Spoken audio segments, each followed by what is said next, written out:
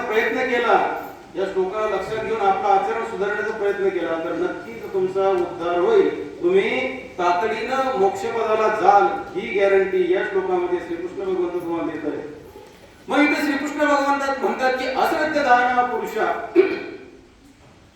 धर्मशास्त्र परंतप. हे परंतपा, परंतप या शब्दाचे दोन अर्थ आहेत. एक म्हणजे शत्रुतापना. अर्जुनाच्या गांडीव धनुष्याला पाहताच त्याचा टणत्कार ऐकताच समर्थ शत्रू 10 ते 5 गेले आणि 5 राहिले या अवस्थेला प्राप्त होत होता. त्याचे 5 निघून जायचे. इतकी ताकद त्या अर्जुनाच्या धनुष्याच्या टणत्कारामध्ये होती. दोरी ओढून सोडतात ना त्याला टणत्कार म्हणतात. आवाज आकाशामध्ये वीज कडकडावी असा तो आवाज होत होता. म्हणून अर्जुनाला म्हटलेलं आहे परंतप म्हणजे शत्रुतापना, शत्रूमध्ये ताप निर्माण करणारा. दुसरा अर्थ त्याचा सांगितला जातो की परंतप म्हणजे तपस्वी. अर्जुन हे तपस्वी सुद्धा होते, अर्जुन हे शत्रुतापनाही होते. दोन याचे अर्थ आहेत. मग श्रीकृष्ण भगवंत अर्जुनाला म्हणतात अश्रद्ध दाना पुरुषा धर्मशास्त्र परंतप. धर्माविषयी श्रद्धा न बाळगणारे पुरुष.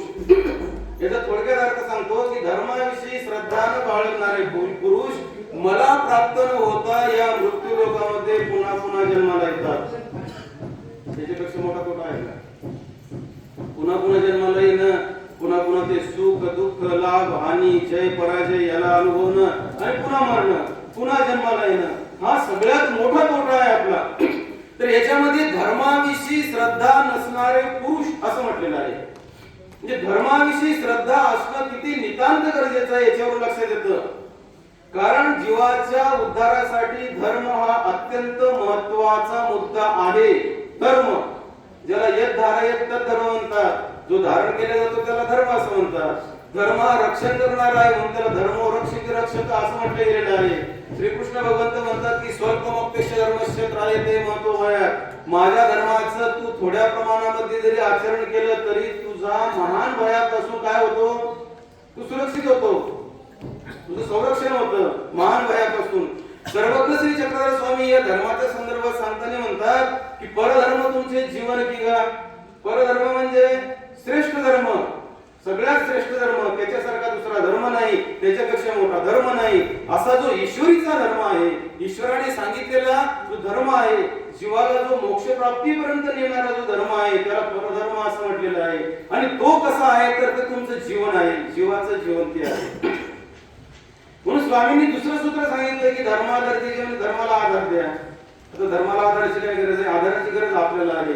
धर्माधार द्यायचे, धर्माला आधार द्या म्हणजे तो धर्म आपलासा करा असं स्वामींचं म्हणणं आहे. मग स्वामी एवढंच नाही तर आणखी धर्माच्या संदर्भात सांगताना म्हणतात की हा धर्म आचरण्यासाठी आपल्यामध्ये सशक्तता असावी लागते. काय असावी लागते? ताकद असावी लागते. म्हणून स्वामींनी सांगितलं की समर्थो धर्म आचरेत. काय सूत्र सांगितलं?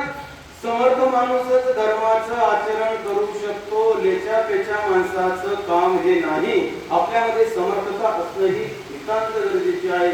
असा जो धर्म, या धर्माविषयी जर आपली श्रद्धा नसेल तर त्याला अश्रद्ध जाणा पुरुष असं म्हटलेलं आहे. धर्माविषयी श्रद्धा न बाळगणारे पुरुष. शास्त्रकारांनी एका संस्कृत श्लोकामध्ये म्हटलेलं आहे धर्मेन हीना पशुभी समान. काय सांगतात? धर्महीन माणूस पशुच्या समान आहे. कारण धर्मोही देशा अधिको विशेषो. त्याच्या पुढचा पहिला मुद्दा काय म्हणतात की धर्म हा सगळ्यात जास्त कुणामध्ये असेल तर तो धर्मोही देशा अधिको विशेषो. हा आपल्यामध्ये मानवामध्ये धर्म हा अधिक विशेष रूपाने आहे. आणि हाच जर धर्म आपल्यामध्ये कमी असेल, याचा तुटवडा, याची उणीव असेल तर त्या पुरुषाला काय म्हटलेलं आहे? धर्मेन हीना पशुभी समान. या संसारामध्ये मनुष्याच्या रूपामध्ये वावरणारा 2 पायाचा पशु कोण? ज्याची धर्माविषयी श्रद्धा नाही तो, त्याला धर्महीन असं म्हटलेलं आहे. धर्मेन हीना पशुभी समान असं म्हटलेलं आहे. मग अश्रद्ध दाना पुरुषा धर्मशास्त्र परंतप. हे परंतपा धर्माविषयी श्रद्धा नसलेले पुरुष. पुढे मुद्दा काय सांगतात की अप्राप्यमाम निवर्तन्ते. काय म्हटले? अप्राप्यमाम की मला हे प्राप्त होत नाही म्हणजे परमेश्वरीय शाश्वत सुखाचे हे लाभार्थी होत नाहीये. सगळ्या जीवाचा श्रेष्ठ लाभ जर कुठला असेल तर परमेश्वरीय शाश्वत सुखाची प्राप्ती हा जीवाचा सगळ्यात मोठा लाभ आहे.